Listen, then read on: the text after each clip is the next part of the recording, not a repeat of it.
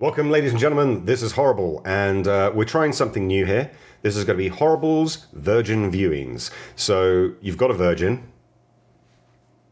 Oh. I was going to point to me, but okay, well, set you up. I set you up so right now. Oh. Basically, the concept is you're not much of a horror fan, are you? I like horror. You're teaching me to learn more about horror. I'm not, I like horror films, and but we're going to see this from a perspective of someone who's might not be into horror, but we're going to see some old films, some classics, some films of yesteryear, so we can talk about spoilers, and it's not going to be too bad. And we're going to get a fresh perspective, your perspective on this as well, and also talk about the film in general, the themes, the cast, everything like that. What did you like about it? What didn't you like about it? I think that's something we can. Yeah. Try. Well, also, some of these films that we will review will be, 10, 20, 30 years old. Oh, yeah, there'll be older. some. Yeah. And you might have seen them because you're that old. You might have seen them 30 years ago. And I'm seeing them now, today, in 2022. Because you're a 21-year-old fresh as a daisy. Obviously, I'm very woke. So being so woke... What does wokeness have to do with anything? Well, all I'm saying is that your perspective now on a film that was made 30 years ago on your first viewing is very different from what it would have been 30 years ago. Hashtag me too. So the film we are going to be going into today is The Autopsy of Jane Doe. Here's the synopsis. While investigating the murder of a family, Sheriff Sheldon and his team are puzzled with the discovery of the body of a stranger buried in the basement that does not fit the crime scene. He brings the corpse of the beautiful Jane Doe late night to the coroner, Tommy Tilden, and requires to have the cause of death until the next morning.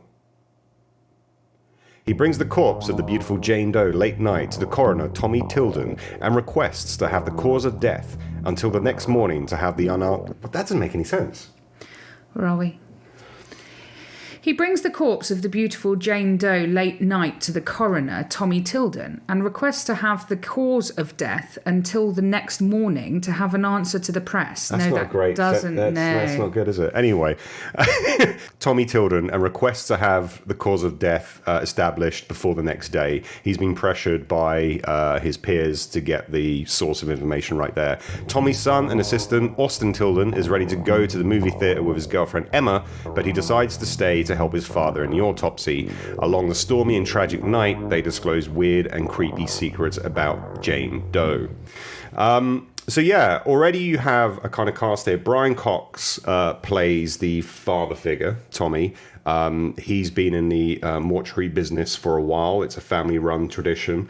And his son, Austin, doesn't want to partake in this anymore. Like, he's got his girlfriend.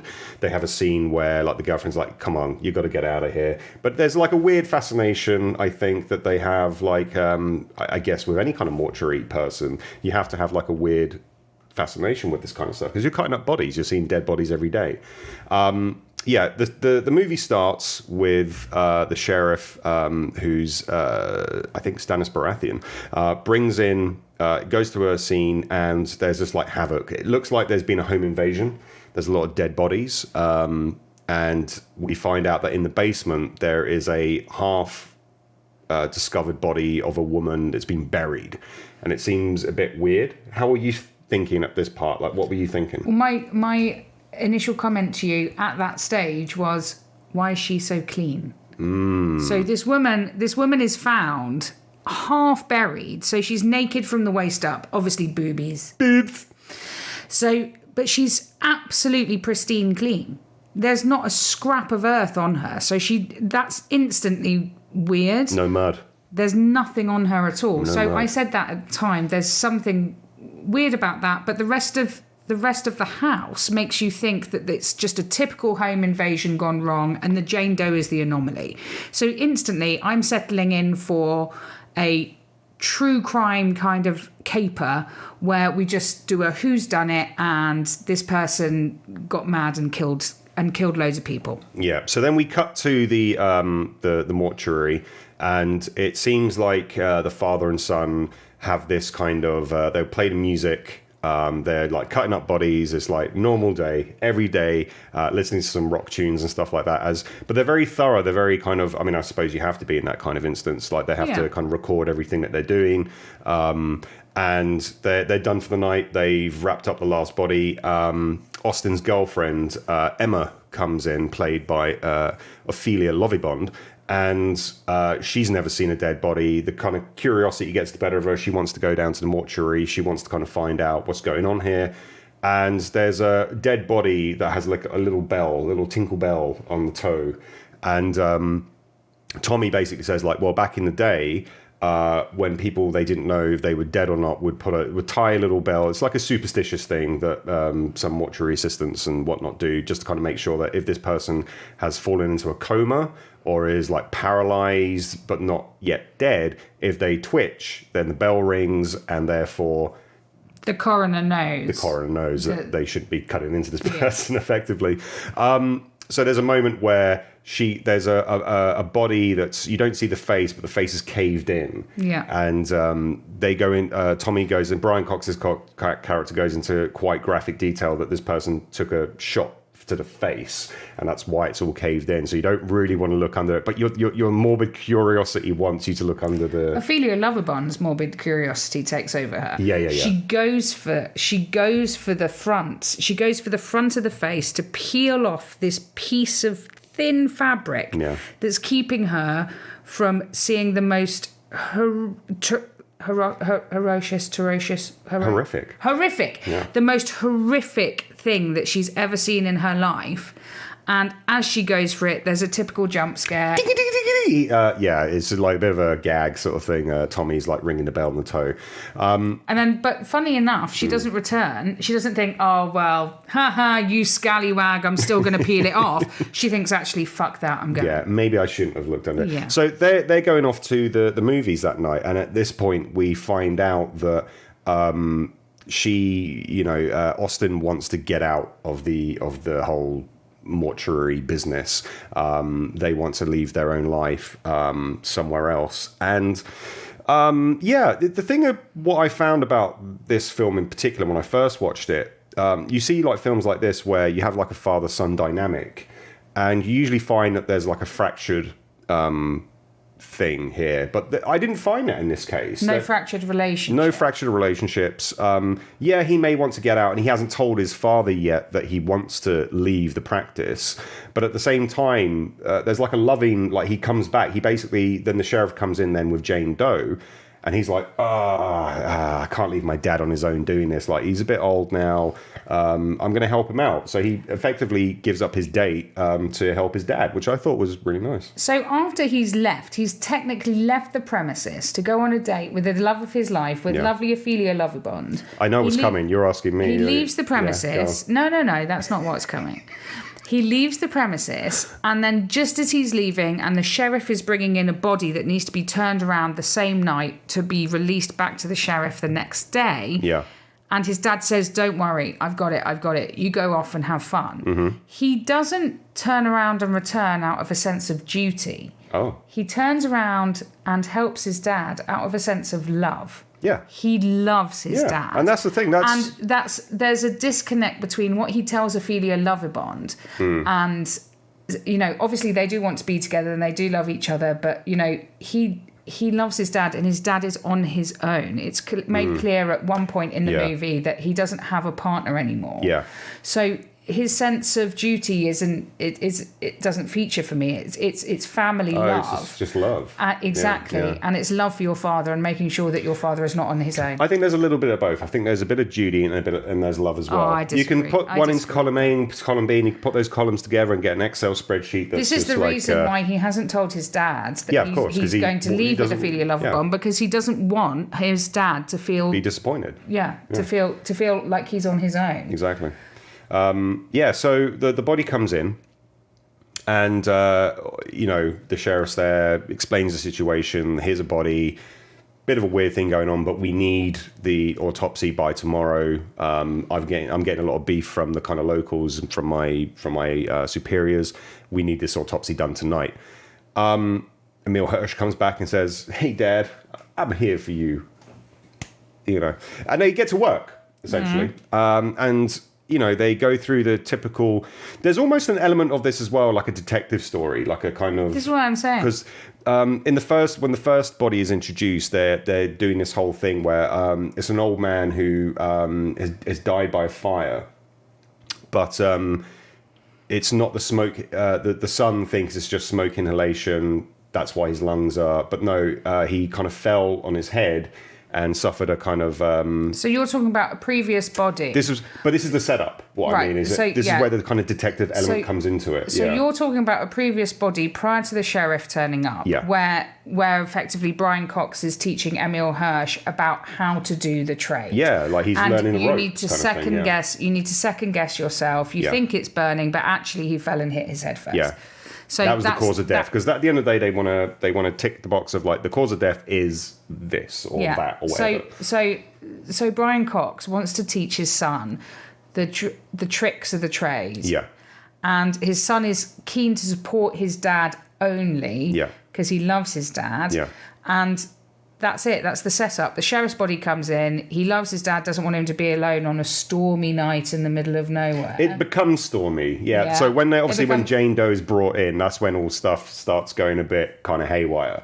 So it's I don't think it's raining at the time, but it starts raining. The radio starts playing weird music, etc. But we'll get to that sort of thing, yeah. So then it's just the two of them. Just the father and son in the basement. Doing what they love, cutting up bodies. Cutting up a lady in between her boobies. Indeed. So Jane Doe's brought in, and they start the process, and they're starting to see little small things that are strange. For example, they check her airway, they find like a long piece of lint or a long piece of thread. They find a little bag as well that has a tooth in it.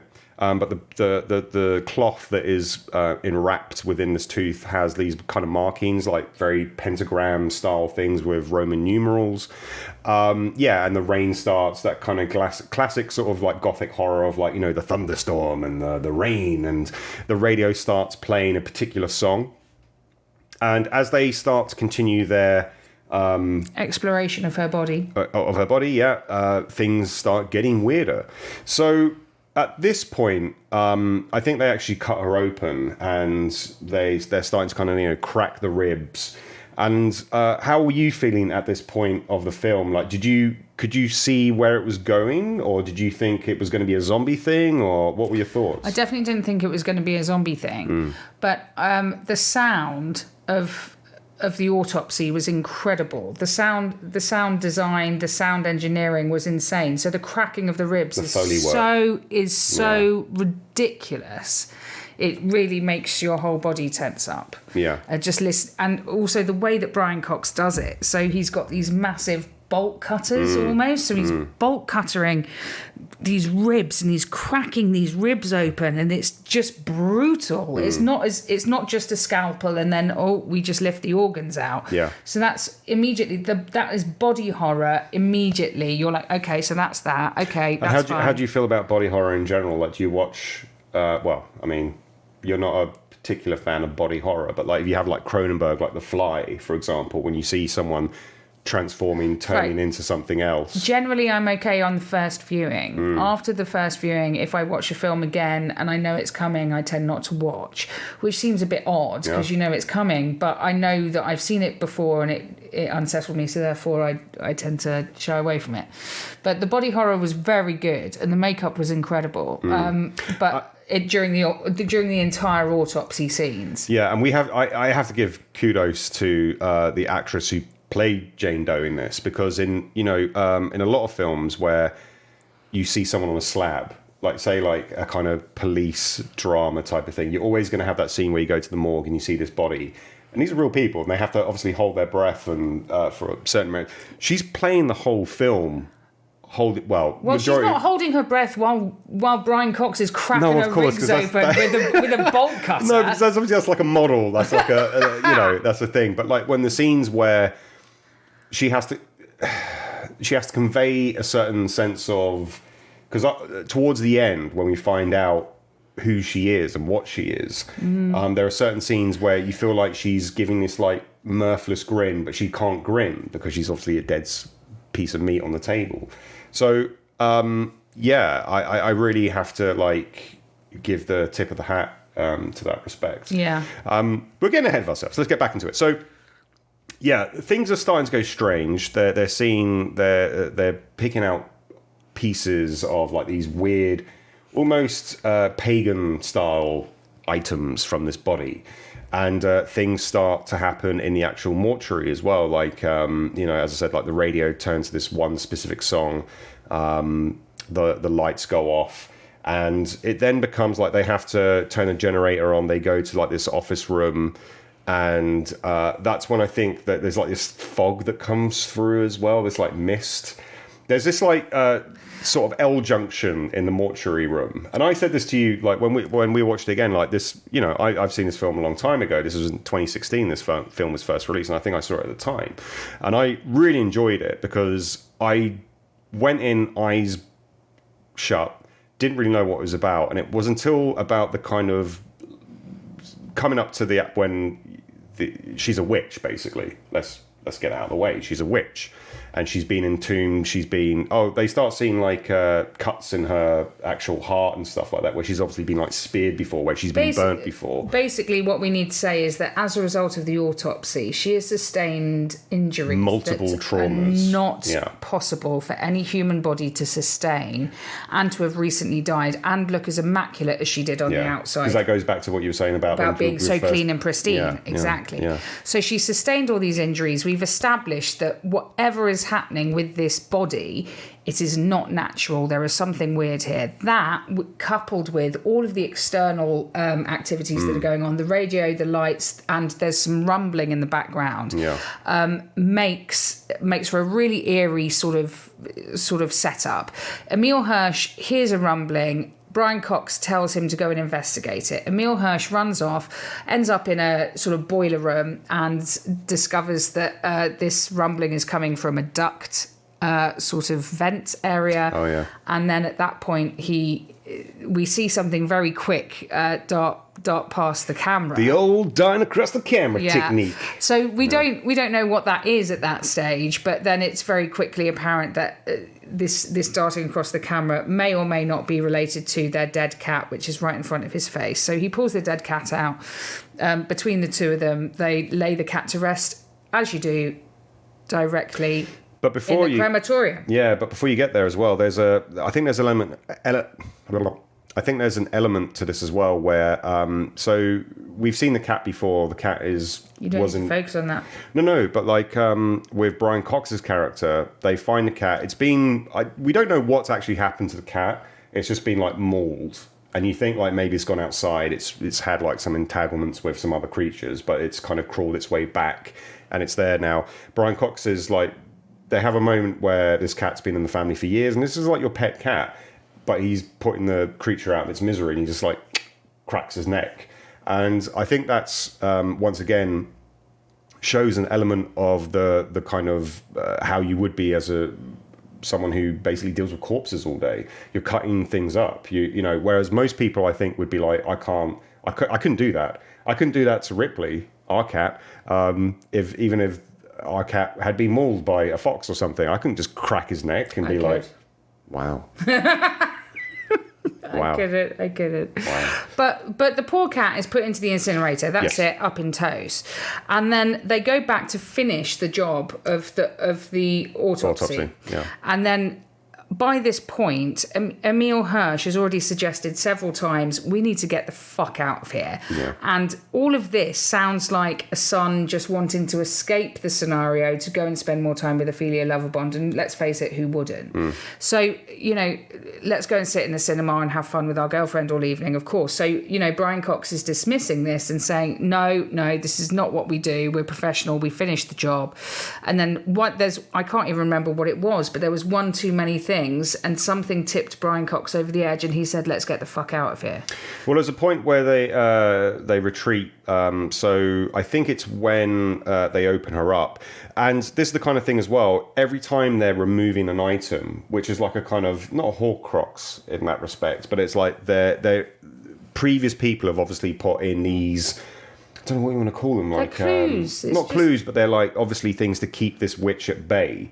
we don't know that at the time, but they're removing these items, these items that are keeping her power at bay. So every time they're cutting into her, they're removing something that makes her more powerful. While they made that decision to leave the mortuary, when briancox says, "Let's get the fuck out of here," they both instinctively run to the lift. Yes. The lift is out of power. Yeah. The whole storm has affected it. They can't get out. No problem. We'll go to the storm doors. And I really struggle to remember whatever that terminology is, but they go to their... I like storm doors, yeah. Storm doors. The old Dorothy and Oz. Yeah, the Dorothy and Oz storm doors. So they go to their storm doors. The storm doors are blocked off by a fallen tree. Gutted from the outside, so they have no other option but to go back inside. They go back inside, and funnily enough, there are some weird and wonderful things running around at the bottom of their basement. These weird and wonderful things, we suspect, are beings from another realm, but it quickly becomes apparent that these beings from another realm have a tinkling bell that go with them. Yeah. So that implies that they are the other bodies from the mortuary that have gained life and are running around the basement. To cut a long story short. And this was a great moment of tension as well, because you have this kind of like thick fog going through this L-shaped kind of corridor system that they have. Yeah. And you can't see anything that's going on here. Basically, it's an audible tension fueling moment because you hear the bell of the tinkle of the bell, and it's foreshadowing because like we knew it before from when Tommy was sort of playing the gag with Austin's girlfriend, and we know now this body is out of the morgue. So they're at this elevator, they're trying to get in, they're trying to make it work. And all you hear is this like tinkling bell. Now, the question I was going to ask, this is an old trick that's obviously used in a lot of movies kind of thing, but like you have the motion tracker from Aliens, for example, which is like the boom, boom, boom. When you see something come near, it increases. How did you feel? Did that work for you? Like did the tinkling of the bell, did that work in terms of... Because you never see a close-up of the dead bodies. Yeah, there are a few moments where they're looking for a peephole. Otherwise, they'd have just been things running around in a basement, and you wouldn't have known what they were. I mean, there were various clues prior to that where the doors of the mortuary slabs kept on blowing open. Yeah. So you could have guessed, but you wouldn't have known that the dead bodies were alive and walking around in the basement. So the bell cemented that as part of the story for me. But then obviously they then blockade themselves in the office down in the basement, and then Tommy gets thrown around a bit in the bathroom. And I think Gravediggers had that as well, where they had the bell, like, so when they buried people. Yeah, they did. You're right. Like a very old way of knowing that someone's not dead. I mean, what we have here is basically a whole list of different phenomenon happening. They get to a point where the lift's not working, but they get in. It is starting to work now. They hear the tinkling of the bell. briancox, there's an axe that they get, sort of thing. briancox is ready to... This dead body is about to come round, and briancox takes the decision he's going to just whack this thing when it comes through. And wouldn't you know it, it's Austin's girlfriend. It's poor Ophelia Lovibond. So, yes. But at that point, for me, at that point... Did you see that coming? No. Okay. But for me, at that point, it's like, what's real and what's not? Yes. And what have I just invested my time in? Mm-hmm. Is that real or not? And are they really trapped? And is there a way out? And realistically, they're just saying, oh, I can't open the storm doors. And there's a storm outside. So immediately you distrust everything that you see. So there's a lovely grieving scene for Ophelia where Emil Hirsch is, obviously very upset, as you would be, for your girlfriend dying on the floor in front of you. And briancox is dragging Emil Hirsch back into the lift and saying, don't worry, let's just get the fuck out of here. Look, I know it's bad, let's go. And as soon as they're in that lift, we can hear it clunk and judder to a stop very quickly. But I'm immediately thinking they're not stuck in that lift. So I'm immediately doubting everything else that I see for the rest of the film. You're questioning everything else, like to be perceived as truth. Yeah. In that respect. Yeah. And I think that I think that's what this film does really well, is it kind of throws you off balance a lot, because at the beginning, because everything is so tonally very rigid, they're doing this procedure that they've done 100 times before, and now it's like anything in life. Like if you go to your working day life and something throws you off kilter, it's going to make you think a little bit like, how do I work now around this? And it's like an ever-growing sort of sense of that in that respect. So yeah, we get to a point where they've come back into the mortuary, and they're just like, Emil Hirsch's character's like, fuck this, let's just burn this thing. So he douses the body with like kerosene, petrol, throws a light on it. Boom, the fire goes up into the ceiling, but the body is not burning. And that's when, I think that's the kind of moment where it's like, okay, we are now dealing with something we have no idea what we're doing. Even our science of, trying to cut up a body and stuff like that, we have no idea. So we just need to get out. So, but then, sorry, go. No, I was just going to say, it just makes me think of the whole film as an entirety. I mean, there were several points where I was watching the film in between my fingers, because I found it quite scary. And you said, no, it's fine. It's just a thriller. Like, it's just like a little bit like... I've got to throw you off. I've got to, I can't tell you. It was exactly more than just a thriller. There was body horror and there were a few jump scares, but most of that watching through your fingers comes from seeing all of this action in a very confined space. Yes. So round any corner, it's not like you're going to go round several corners and you'll find something different. You're going to go round one corner and it's going to be exactly the same thing as you saw 5 seconds ago, but it won't be, because something bad's out there. Yeah. And being in a confined space just heightens that for me. So the whole film being in that confined space was not helpful. But as we progressed, and then we set the body on fire, and then we have a frantic run around trying to find our way out, then we all realise that the only way to solve this problem is by solving the puzzle that is Jane Doe, right? Indeed, and that's it. And that's what Emil Hirsch's character does, effectively. They find out from the little cloth that was used to wrap up the tooth that it's a Bible. The Roman numerals are actually Bible, not quotations, but you know what I mean. References. They look in, and they discover basically that this person is not who she seems to be. They refer back to the Salem sort of days where witches were often, women were wrongfully accused of being witches. And Brian Cox's character takes I think a bit of a turn here, and he kind of wants to help this person because all she's known through her life is pain and torment.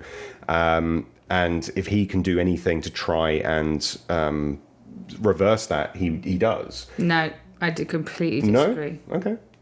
All right, what do you think? I completely disagree. Yeah? He doesn't want to help her. He wants to get the fuck out of there. Well, of course they want to get out. He does not want to help her under any circumstance. But they've tried everything else to try and, that's my point. No, the crux of this... They're doing the thing that everyone else in her life has done. I completely disagree. And this is what the thing I love about it is, because then there's interpretation. You can take away ambiguous interpretation of this. I took away of it that what Brian Cox's character realises is that she's been... literally all her life, hundreds of years she's gone through her life, and she's been burnt at the stake, she's been stabbed in the heart, she's had things forced down her, paralytic sort of drugs and stuff like that. So he's like, look, I'm going to try and do something now that will release your pain. He ultimately sacrifices himself for his son. I think the last line that he says is along the lines of just let him go. You can take over me, you can do whatever you want. It becomes a little bit kind of Exorcist style with the kind of take my body, and she just basically releases all the injuries that she's incurred to him. So he just dies, essentially. So now Emil Hirsch is on his own in the mortuary. He needs to get out. He runs back to the storm doors where the sheriff is there. They tried to call the sheriff earlier, sort of thing. He's banging on the door. The sheriff's saying, "Hey, we're trying to get to you." But once again, it's another kind of fake out. It's actually the Jane Doe witch character just playing with him, essentially. It's at top of the stairs. bit of a scare, jumping scene again, and he falls through the banisters, and the sheriff. The end of and that's the Emil end of it, Hirsch. really. Yeah. So the sheriff comes back then the next morning. Total devastation, horrific scenes. You have Brian Cox's character dead. You have this just Jane Doe character on the slab again, and the cycle starts again basically, because then it's like, well, what do we do with Jane Doe? What do we do with Jane Doe? We have to bring her somewhere else. Overall, I really enjoyed the Autopsy of Jane Doe. I think it starts out as a kind of who done it, but not really a who done it. It's like a how done it, if you will. Like you want to find out the story of her. Her circumstances very strange and very paranormal in that respect. You have these two. You have the mentor figure. You have the father figure. You have the son. You have that relationship going on, which I thought was really good because it's not a fractured story. It's these two that actually love each other, and he wants to learn the trade, but also at the same time he doesn't want to do the trade. That's not really focused on as such, but through their kind of dialogue, Tommy, Brian Cox's character, he knows what he's talking about. He knows the ropes, and also at the same time, it's a mystery. You're trying to find out who is Jane Doe, what's her story, and I love the fact that I have a kind of interpretation of it, and you have a different one. But yeah, how did you find it? How did you find the whole thing then? I really enjoyed it. I thought it was a much better film than you led me to believe it was. You didn't say it was a rubbish film. No. You just said, this is a good film. Let's sit down and watch it. And I really enjoyed it. It was far scarier than you led me to believe. But at the end, where we've got Brian Cox and Emil Hirsch, fighting for survival, and they know they're not going to get out. And the only way to get through this is when they realise that Jane Doe is inflicting all of her previous injuries from all of the decades previously on as many different people as possible to make other people feel sympathy for them. The bottom line there is that nobody feels sympathy for them. Emil Hirsch doesn't feel sympathy for her, and neither does Brian Cox, whereas you think Brian Cox did have some empathy for her. I don't think he did at all. They were like, how the fuck can we fucking end this? And Brian Cox's only way that he could end this was by saying, leave my son alone, inflict all of your pain on me, I will take it, just let him go. And funnily enough, she inflicted all of her pain on him, and funnily enough, his son died too. Yeah. So, never believe a fucking witch, that's what I'd say. There you go. Never believe a witch, people. Would you recommend this? Like we sort of briefly touched upon body horror. For people that aren't particularly horror movie fans, would you recommend this to them? Or yeah, definitely, because it's much more crime focused than, especially because it's set in a mortuary rather than. It's not a slasher with blood spurting out. There's no blood spurting out anywhere. It's more scientific body horror, which is a very different type of thing. Yeah. I would recommend it because it's more criminology based. And yes, it does turn slightly supernaturally kind of focused at the end when it becomes known that she's a witch. Look, when they establish on their own that she's a witch through the notes in her stomach or whatever, however they discover this, I was a bit disappointed by the fact that, she's a witch. Oh, really? I was a bit like... Oh, that's interesting. I kind of wanted it to be something really cool and juicy rather than just a witch. Such as what, though? What would be your... I'm not a fucking writer. If you remade this now, what would you do? I'm not a writer. I can't tell you. But I just didn't want it to be like, I'm a witch and I'm dead and I'm just giving you my pain. I thought it was a bit of a cop-out. Oh. So I still would say that the film was good and it had a very good storyline and it made me very uptight and scared. So I definitely would recommend it. Yeah. What did I give it? 8? 7? What are you going to give it now? I think I gave it a 7.5. 7.5. Not a bad result. Yeah. I think. Yeah. So yeah, I think there's a lot of like slow pans. There's a lot of like homages to like other films like The Shining, like with an axe. There's particularly a scene at the door where there's that moment where someone goes up to where the axe has made a I didn't watch entry any exit of that point, scene. and you see the thing come across. There's a lot of those type of moments. There's a lot of moments that adhere to the old tropes of horror, I guess. Yeah, I love the Autopsy Jane Doe. I'd give it a solid 8 out of 10. Yeah, we're pretty close there. Yeah. So there you have it, folks. That's been Horrible's Virgin Viewings. I'm hoping that we'll probably do another one soon, next week maybe. I think we should do something vintage. Vintage? How vintage? How far back? You want to go black and white? Oh, okay, Hitchcock. Yeah. Okay, all right, yeah. We'll see. Well, if you've liked the video, maybe give us some inspiration. Give us some comments below. Tell us what you want to see next, and we'll get a viewing. I'm not saying like I'm a horror... He's not a horror aficionado. I'm not aficionado at all. Definitely not. But it's just the kind of case of like seeing it through two people's viewpoints of someone who likes horror, someone who doesn't really. Fair to say? Somebody that has never seen a film before. You've never seen a film before. Versus somebody that might have seen it once or multiple times before. There we go. So that's what we're doing. Yeah, well, give us a like and subscribe, and we'll see you on the next one. Thanks. Bye.